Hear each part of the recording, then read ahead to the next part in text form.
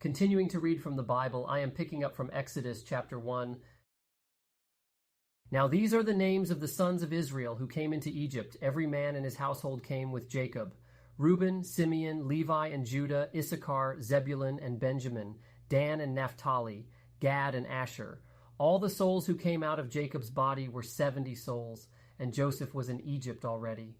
Joseph died, as did all his brothers, and all that generation.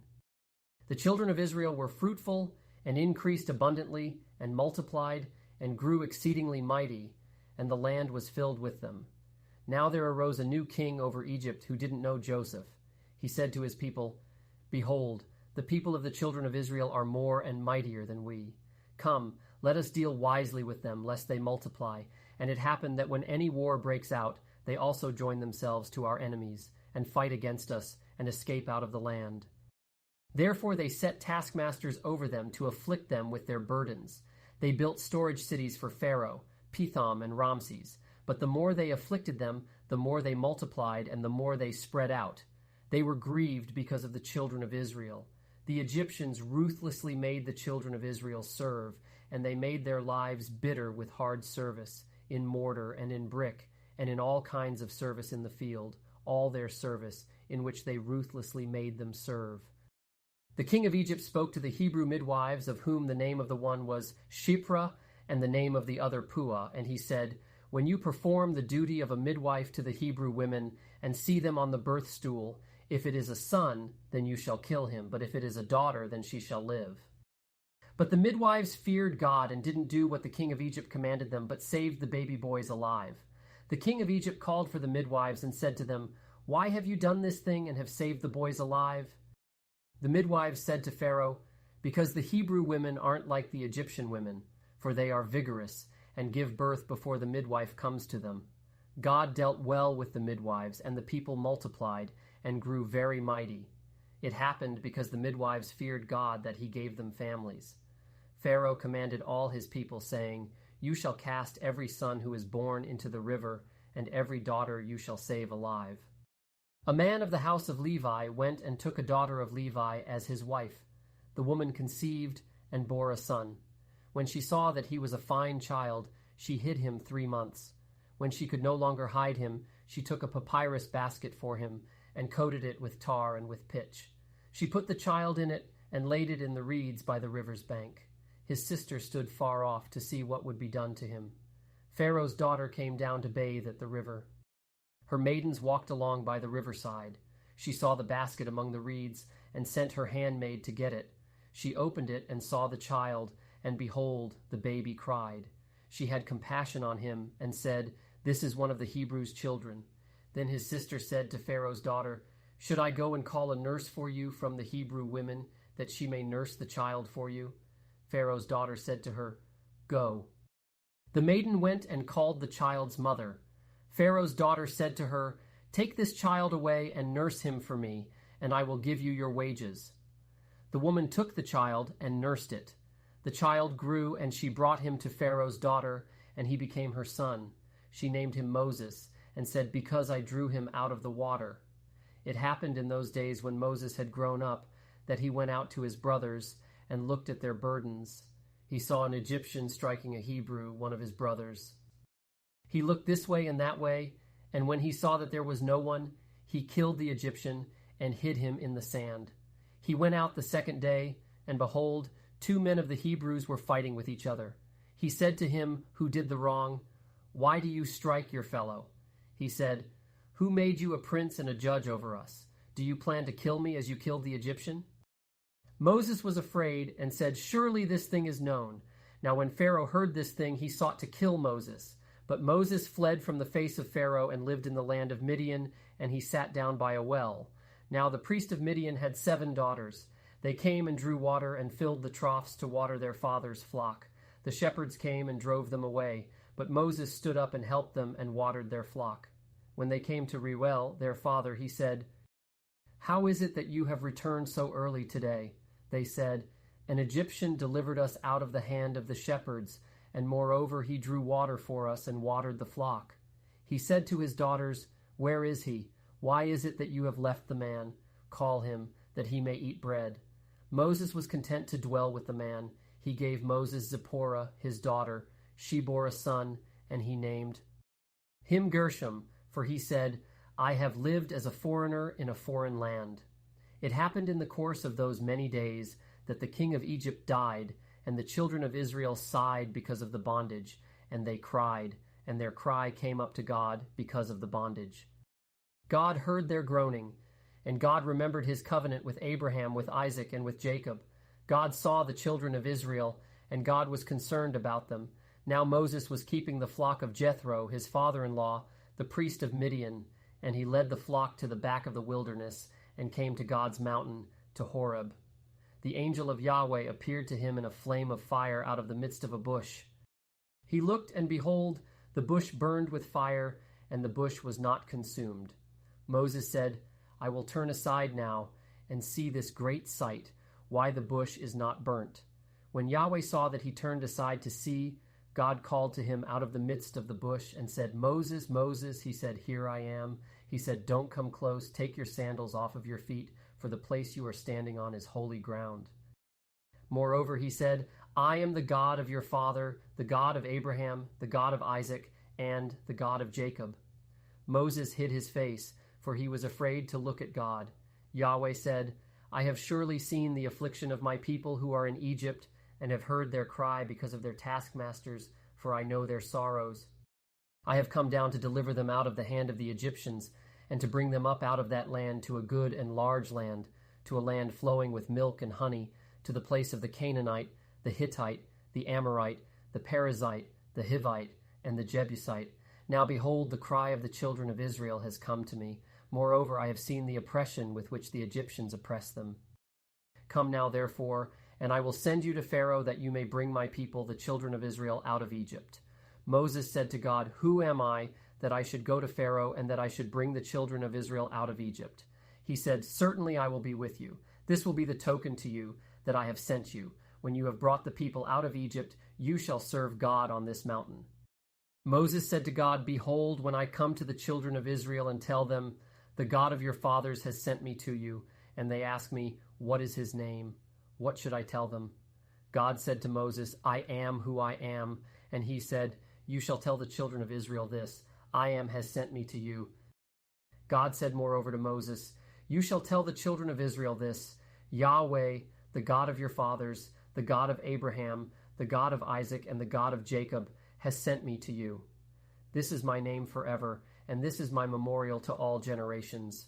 Go and gather the elders of Israel together and tell them, Yahweh, the God of your fathers, the God of Abraham, of Isaac, and of Jacob, has appeared to me, saying, I have surely visited you and seen that which is done to you in Egypt, and I have said, I will bring you up out of the affliction of Egypt to the land of the Canaanite, the Hittite, the Amorite, the Perizzite, the Hivite, and the Jebusite, to a land flowing with milk and honey.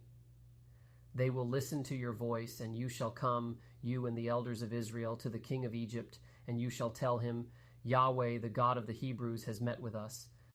Now please let us go 3 days' journey into the wilderness, that we may sacrifice to Yahweh, our God.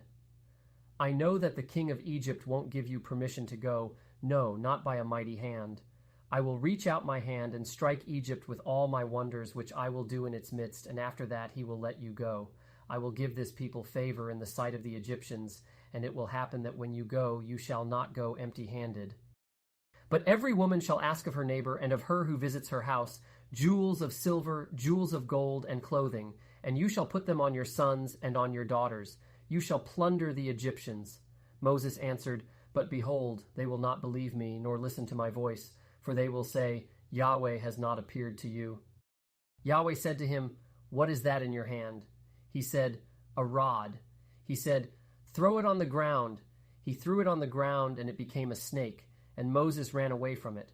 Yahweh said to Moses, Stretch out your hand and take it by the tail.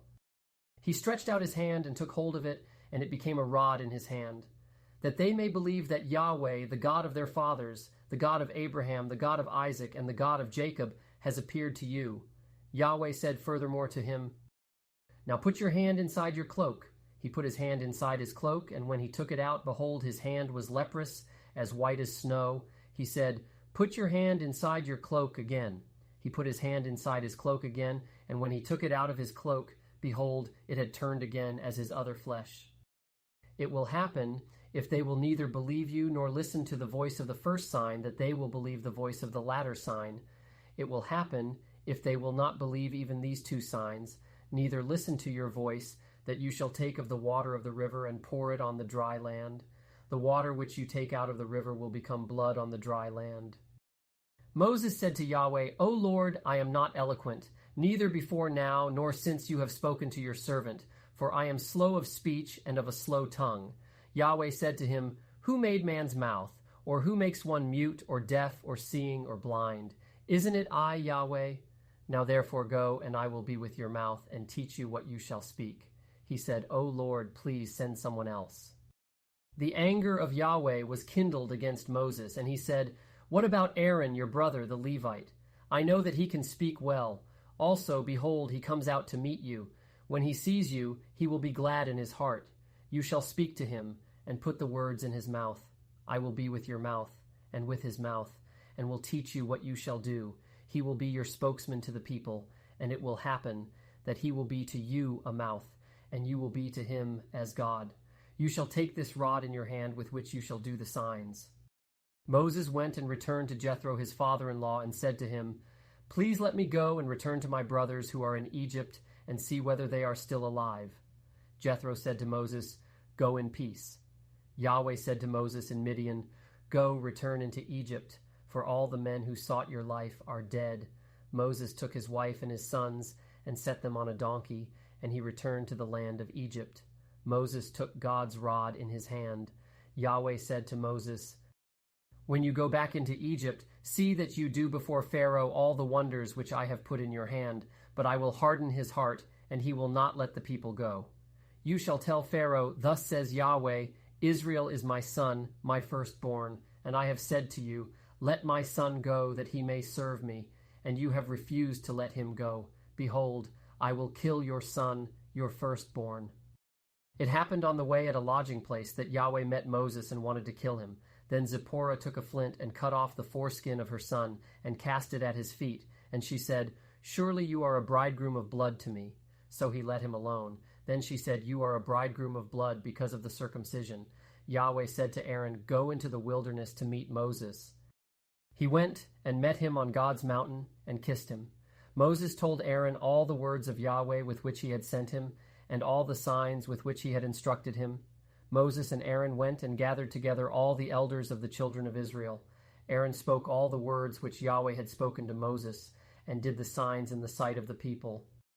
The people believed, and when they heard that Yahweh had visited the children of Israel, and that he had seen their affliction, then they bowed their heads and worshipped.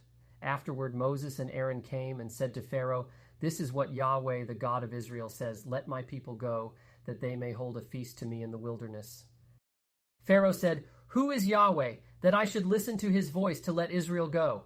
I don't know Yahweh, and moreover, I will not let Israel go." They said, "The God of the Hebrews has met with us. Please let us go 3 days' journey into the wilderness, and sacrifice to Yahweh our God, lest he fall on us with pestilence or with the sword." The king of Egypt said to them, "Why do you, Moses and Aaron, take the people from their work? Get back to your burdens." Pharaoh said, "Behold, the people of the land are now many, and you make them rest from their burdens." The same day Pharaoh commanded the taskmasters of the people and their officers, saying, "You shall no longer give the people straw to make brick, as before. Let them go and gather straw for themselves. The number of the bricks which they made before you require from them. You shall not diminish anything of it, for they are idle. Therefore they cry, saying, 'Let us go and sacrifice to our God.' Let heavier work be laid on the men, that they may labor therein, and don't let them pay any attention to lying words." The taskmasters of the people went out, and their officers, and they spoke to the people, saying, "This is what Pharaoh says, I will not give you straw. Go yourselves, get straw where you can find it, for nothing of your work shall be diminished." So the people were scattered abroad throughout all the land of Egypt to gather stubble for straw.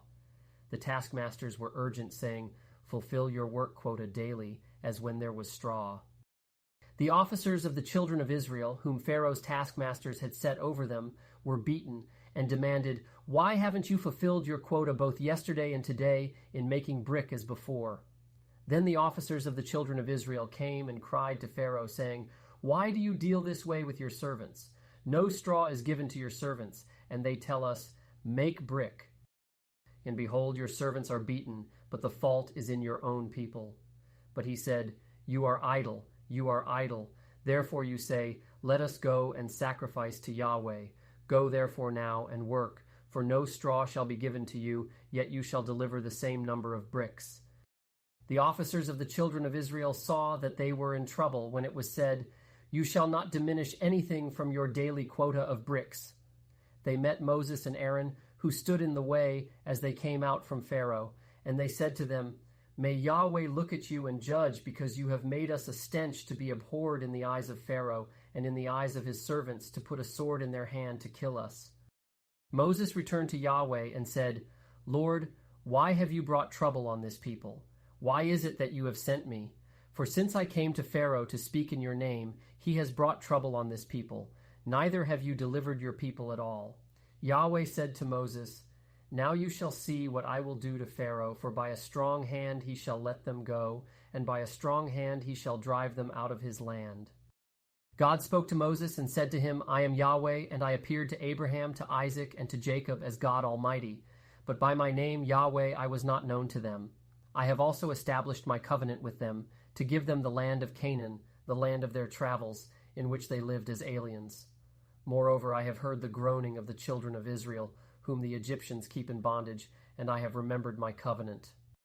Therefore tell the children of Israel, I am Yahweh, and I will bring you out from under the burdens of the Egyptians, and I will rid you out of their bondage, and I will redeem you with an outstretched arm, and with great judgments, and I will take you to me for a people, and I will be to you a God, and you shall know that I am Yahweh your God, who brings you out from under the burdens of the Egyptians. I will bring you into the land which I swore to give to Abraham, to Isaac, and to Jacob, and I will give it to you for a heritage. I am Yahweh." Moses spoke so to the children of Israel, but they didn't listen to Moses for anguish of spirit and for cruel bondage. Yahweh spoke to Moses, saying, "Go in, speak to Pharaoh, king of Egypt, that he let the children of Israel go out of his land." Moses spoke before Yahweh, saying, "Behold, the children of Israel haven't listened to me. How then shall Pharaoh listen to me, who am of uncircumcised lips?" Yahweh spoke to Moses and to Aaron, and gave them a command to the children of Israel, and to Pharaoh king of Egypt, to bring the children of Israel out of the land of Egypt.